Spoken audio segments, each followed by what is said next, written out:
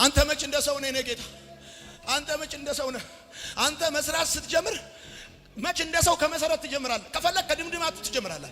እግዚአብሔር እንደሰው ውሃ ልክ አዙሮ ቤት የሚሰራ ከመሰለ ተሳስታ። እግዚአብሔር ባሰበ ጊዜ ያንተ ቤት ከውሃ ልክ ተነስቶ አይሰራም። እግዚአብሔር ከድምድማቱ እግዚአብሔር ነገርን ይሰራዋል። እኔ ከሰማይ የሚወርዱ ቤቶች እግዚአብሔር እያመጣ ያስቀምጥላቸዋል። ከመሬት የሚበቅል እየጠበቀ ከሆነ እንደዚህ እነግርሃለሁ። ድንገት ባላሰብከው ጊዜና ሁኔታ መሀል አዲስ አበባ እግዚአብሔር አንድን ነገር ያስቀምጥልሃል። ጩና በደንብ አርጋ አሜን ባል። ነቅነቅ ረቀጥ ያለ ጴንጤ ነው መሆን ያለበት ዘንድሮ። በእግዚአብሔር ይታሰባሉ። ችግራቸው የምስጋና ርዕስ የሆነላቸው ሰዎች እግዚአብሔር ያስባቸዋል። እልል ስትል ሞልቶላት እንዳይመስል። አንዳንድ ሰው እዚህ መጥቶ ሲያሸበሽ ሞልቶለት እንዳይመስል። ምስጋና ችግሩ የምስጋና ርዕስ የሆነለትን ሰው እግዚአብሔር ያስበዋል። ጥያቄው የምስጋና ርዕስ የሆነለትን ሰው ተመስገና ታዋቂና አባቴ አይመሽብህ እንደሆነ አንተ ሰው ሲጨርስ ትጀምራለህ፣ ሰው ሲጀምር ደግሞ ትጨርሳል። ወዳጆቼ እግዚአብሔር አምላክ እጃችሁን ከማስታቀፉ በፊት ልባችሁን ነው የሚያስታቅፈው። ማንም ሰው በልቡ ታላቅነቱ ሳይታቀፍ በእጁ እንኳን ቢታቀፍ ገና ጥያቄው አልተመለሰለትም። የሰማኝ ሰው ካለ ማንም ሰው በልቡ ታላቅነቱን ሳይታቀፍ በእጁ ልጁን እንኳን ቢታቀፍ ገና ጥያቄው አልተመለሰለትም። ሰው አስቀድሞ በልቡ መታቀፍ ያለበት የእግዚአብሔርን ታላቅነት ነው። ምክንያቱም ምስጋናችሁ ማለት እጃችሁ ባዶ ሆኖ ሳለ በልባችሁ ግን ልዑል አምላክ እግዚአብሔርን እንደታቀፋችሁት በእምነት እንደጨበጣችሁት እንደዛ የእግዚአብሔርን ታላቅነት በልባቸው የታቀፉ ሰዎች ልጃቸው በእጃቸው ይታቀፋል። በደንብ እንዲሰው ይፈልጋል። የእግዚአብሔርን ታላቅነት በልባቸው የታቀፉ ሰዎች ልጃቸውን በእጃቸው ይታቀፋሉ። የእግዚአብሔርን ታላቅነት በልባቸው የታቀፉ ሰዎች ብራቸውን በእጃቸው 1 2 3 4 ብለው አወራርደው ይሰጣቸዋል። አንዳንድ ሰው በልቡ በጣም ታላቅ የሆነው ሰይጣን እንደ ሰይጣን ኮንሺየስ ነው። ሰይጣን ካል አይመለስም። ምን ባከው ይልሃል። ገና ስለ ስራ ስታወራለት ምን ባከው። አሁን እኮ ስራ በዘመድ ነው፣ ስራ በሲስተም ነው፣ ስራ በሆነ በትውውቅ ነው፣ ስራ በሆነ ነገር ነው። በልቡ ታቅፎ የሚኖረው የሚሄደው የእግዚአብሔርን ታላቅነት ሳይሆን የዚህን ዓለም ግሳንግስ ነው። እና በቃ ልክ እንደታቀፈው እንደዛ ይፈለፈለታል። እንኳን በዘመድ አይደለም በዘር አይደለም። ለምን ባበልጅና በክርስትና ልጅ አይጠላለፉም? የኔ አባት እንደ ቦሎቄ ነው እየፈለቀቀ ቢሰጠኝ ረጋት አርጋ አሜን በል።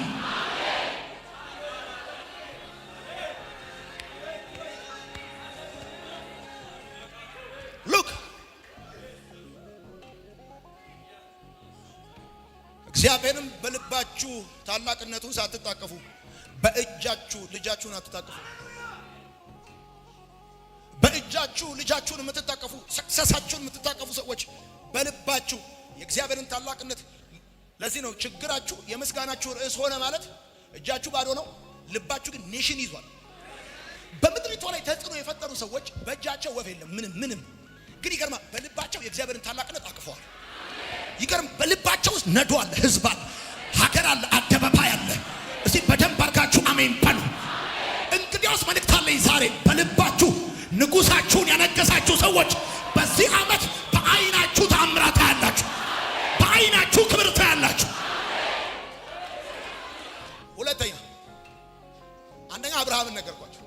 ሁለተኛ ወዳጆች እግዚአብሔር ካሰባቸው ሰዎች መካከል መጽሐፍ ቅዱሳችን ውስጥ አንዱ እግዚአብሔር የሚያስታውስ አምላክ እንደሆነ ምስካሪ ንጉሥ ዳዊት ነው። በየትኛውም መመዘኛ የበግ እረኝነት ሀገር ለመምራት ልምድ አይሆንም። ደግመዋል። በየትኛውም መመዘኛ ይሄን ከሰማችሁ በኋላ በክረምቱ ዝናብ በሰፈራችሁ ያለ ከልካይ እንደወረደ ዘንድሮ ያለ ከልካይ የሆነ ነገር ወደ ቤታችሁ ይመጣላችሁ ሰዎች። እውነቴን ነው። በየትኛውም መመዘኛ የበግ እረኝነት አገር ለመምራት የሥራ ልምድ አይደለም። እረኝነትን ወደ ንግስና የሚለውጠው በእግዚአብሔር መታሰብ ነው። በእግዚአብሔር መታሰብ እረኝነትን ወደ ንግስና፣ ተራ ወታደርነትን ወደ ጠቅላይ ሚኒስትርነት ይለውጣል። እኔ በፕሮሰስ አምናለሁ፣ በፕሮግረስ አምናለሁ፣ በፕሮሲጀር አምናለሁ። በእግዚአብሔር መታሰብ ግን ኖ ፕሮግረስ፣ ኖ ፕሮሲጀር፣ ኖ ፕሮሰስ፣ ኖ ፕሮሰስ አቶል። ሰው በእግዚአብሔር ሲታሰብ ከሆነ ኬሚስትሪ፣ ከሆነ ፕሪንሲፕል፣ ከሆነ ከተለመደ ሁኔታ ውጪ እዚህ ጋር የነበረ ሰው እዛ ጋር ይሆናል። እታች የነበረ ሰው ላይ ይሆናል። እስቲ በረባርግና አሜን ፓን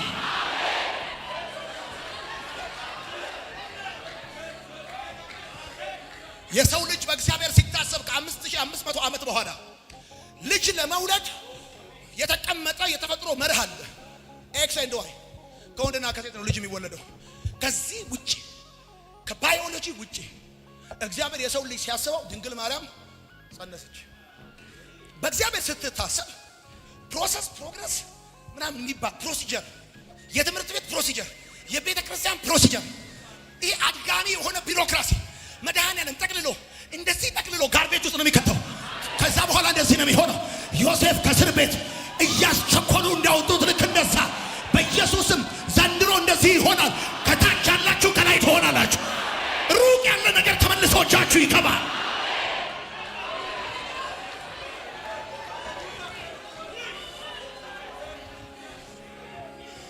እረኝነትን ወደ ንግስና የሚለውጥ በእግዚአብሔር መታሰብ ነው። ልክ በእግዚአብሔር ስትታሰቡ ኤክስፒሪየንስ አለው፣ ኤክስፒሪየንስ የለውም አይባል። አለቅ ያገባ ያላገባ የሚባል ታሪክ የለም። በእግዚአብሔር ስትታሰቡ የምነግራችሁ ነገር እንደዚህ ነው። ምናልባት ከዛሬ በኋላ ላላገኛችሁ ይችላሉ። ምክንያቱም በእግዚአብሔር አሁን እዚህ ሆናችሁ ነገሮቻችሁ በእግዚአብሔር እየታሰቡ እንደሆነ ስለማቅ ልዩነቶቻችሁ በኢየሱስ ስም ይሰፋል። ከሰፈር ልጆች ጋር ልዩነታችሁ ይሰፋል። ምናልባት አንዳንዶቻችሁ ለዛሬ ሊሆን ይችላል ታክሲ ተሰልፋችሁ የያዛችሁት፣ ለዛሬ ሊሆን ይችላል፣ ለዚህ ቀን ሊሆን ይችላል፣ ለዚህ ወር ሊሆን ይችላል፣ በቤት ኪራይ ውስጥ ያላችሁት ለዚህ ወር ሊሆን ይችላል የተበደራችሁት። እነግራችኋለሁ በእግዚአብሔር ከታሰባችሁበት ከዚህ ቀን ጀምሮ ከተበዳሪነት ዝርዝር ወደ አበዳሪነት ትቀየራላችሁ። ከተቀባይነት ወደ ሰጪነት ትለወጣላችሁ። በዚህ ዓመት እንደዚህ እንደሚሆን አምናለሁ። ከሆነ ዝርዝር ውስጥ እግዚአብሔር ያወጣችኋል። ጓደኞቻችሁ ቢፈልጓችሁ ከዚህ በኋላ እዛ ስፍራ አትገኙም። ከዚህ በኋላ እዛ ሁኔታ ውስጥ አትገኙም። ብትፈልጉ በኢየሱስም አትገኙም። ታሪክ ተለወጠ፣ አበቃቻ ማታካቻ ኢላ ማታካቻቶ ዛላታካቺና ማታ ሊጋቺና ማቶሎፎ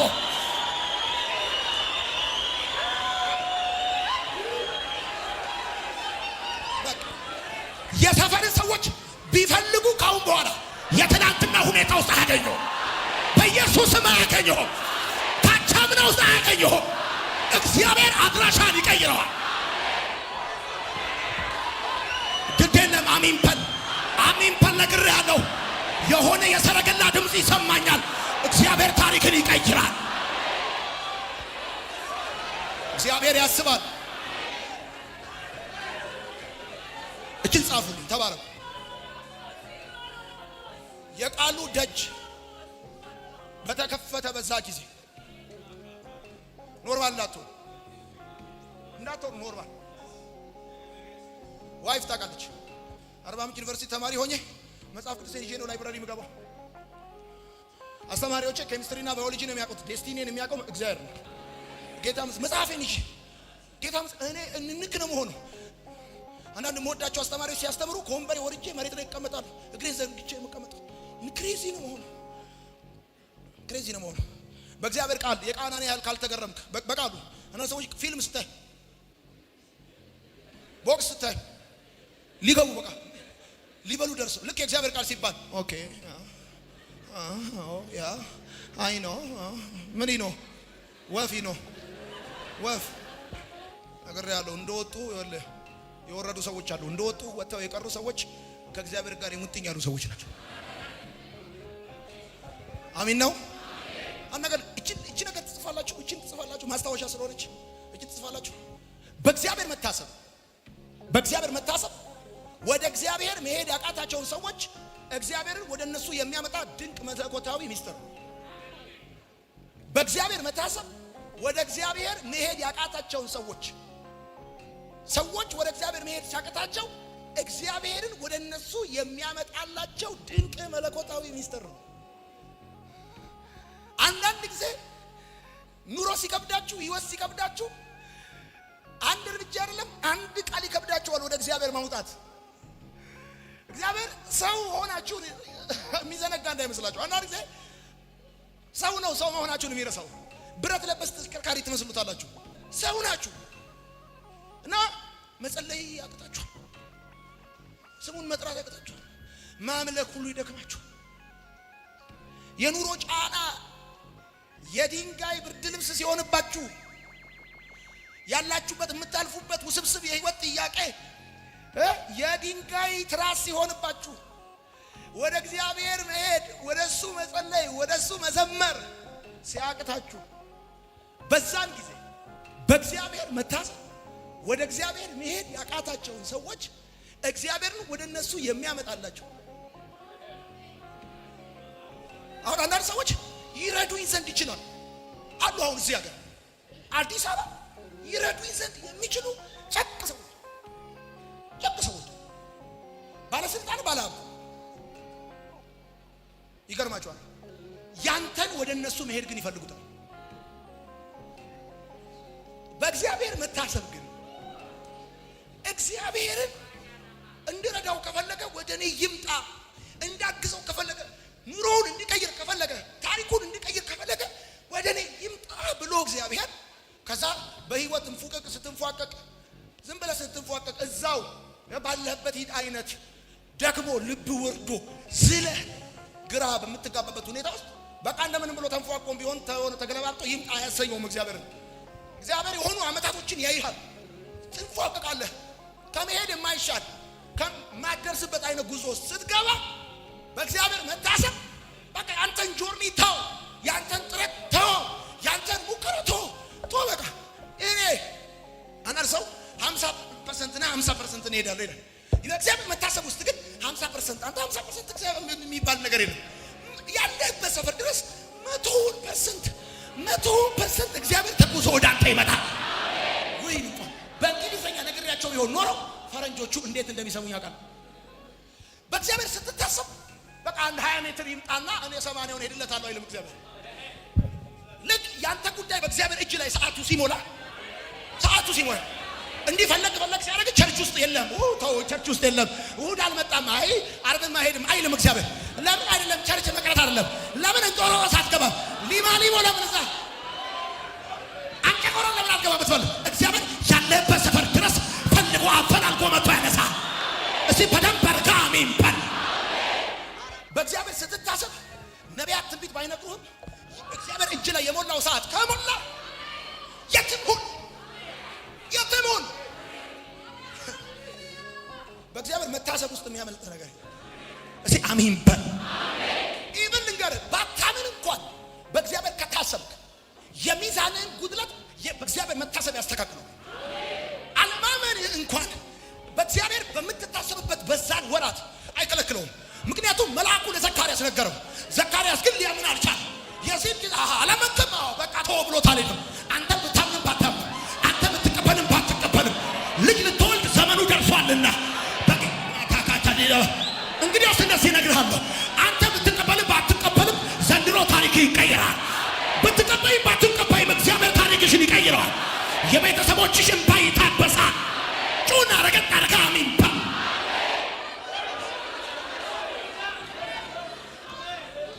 በእግዚአብሔር መታሰብ ወደ እግዚአብሔር መሄድ ያቃታቸው ሰዎች እግዚአብሔርን ወደ እነሱ የሚያመጣላቸው ድንቅ መለኮታዊ ሚስጥር ሲሆን ባለማመናችሁ ወይም በእምነት ጉድለት ምክንያት ያለባችሁ መንፈሳዊ ውስንነት የሚሞላ ድንቅ ስጦታ ነው በእግዚአብሔር መታሰብ።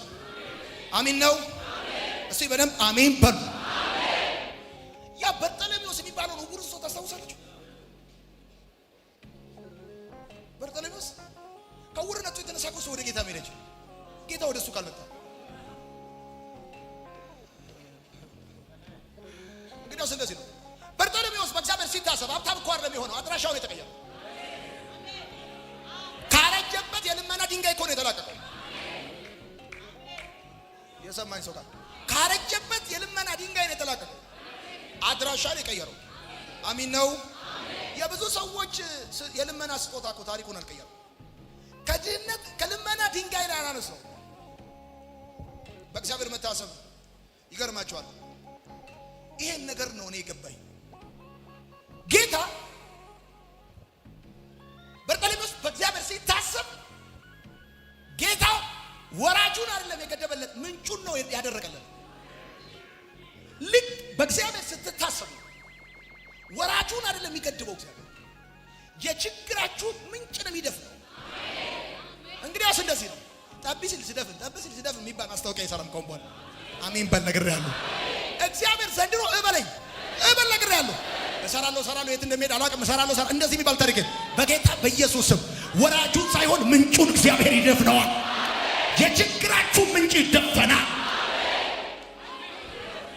እቺ ሶስት ነገር ጻፉና እንጨርሳለን። የመጀመሪያው በእግዚአብሔር መታሰብ አድራሻ ይቀየራል። በእግዚአብሔር መታሰብ ሰዎች በእግዚአብሔር ሲታሰቡ አድራሻቸው ይቀየራል። ጌታ አድራሻቸው ይቀየራል። በቃ በርጠሌሜዎስ በእግዚአብሔር ታሰበ። ቻው ካሁን በኋላ ከፉቅቅ ህይወት ከልመና ድንጋይ ሰውየው ተነሳ።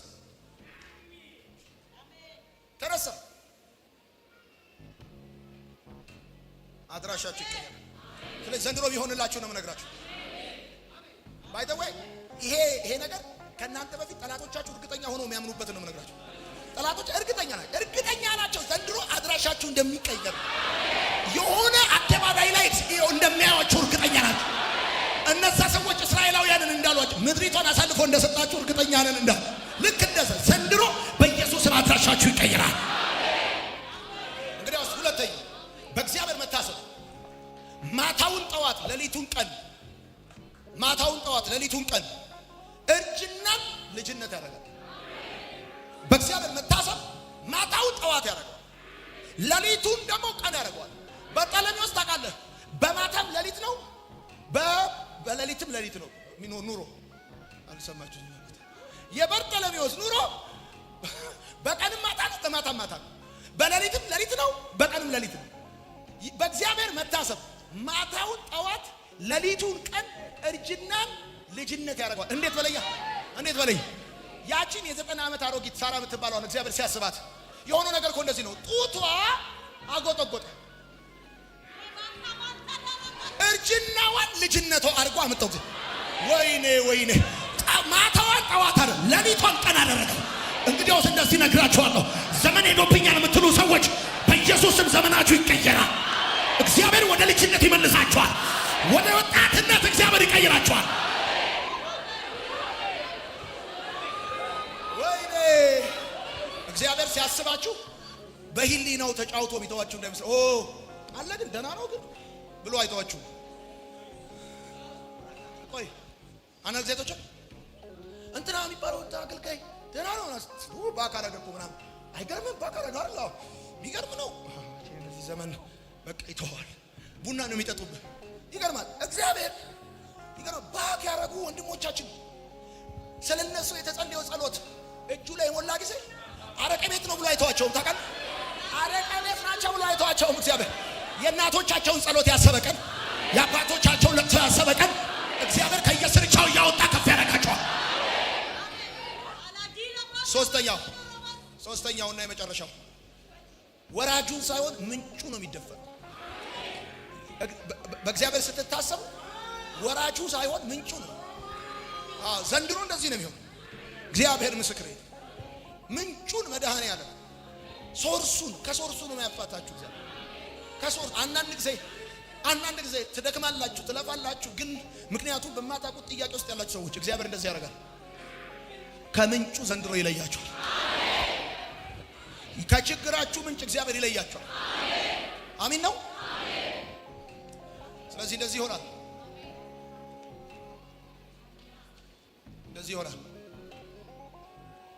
እግዚአብሔር ዘካርያስን እና ኤልሳቤጥን አስባቸው። ባይ ዘ ዌይ ዘካርያስ ማለት እግዚአብሔር ያስባል ማለት። እግዚአብሔር ያስታውሳል። ይገርማል። ዘካርያስና ኤልሳቤጥ አብረውን ያረጁት። አብሮ ሰው በስሜትም ሊቆይ ይችላል፣ በስሜት ግን ሊያረጅ ይችላል። ደግሞ ሰው በስሜት አብሮ አያረጅም። በስሜት አብሮ ትንሽ ሊኖር ይችላል። ሰው በፍቅር ነው አብሮ የሚያረጀው። ሰዎቹ ልጅ ባይኖራቸው ፍቅር አላቸው። እግዚአብሔር ቤት ነው ያረጁት። የኔ አባት ደግሞ ሰውየው እኮ ይገርማል። እጣው ደርሶት ነው የገባው። ጌታ ግን አሰበው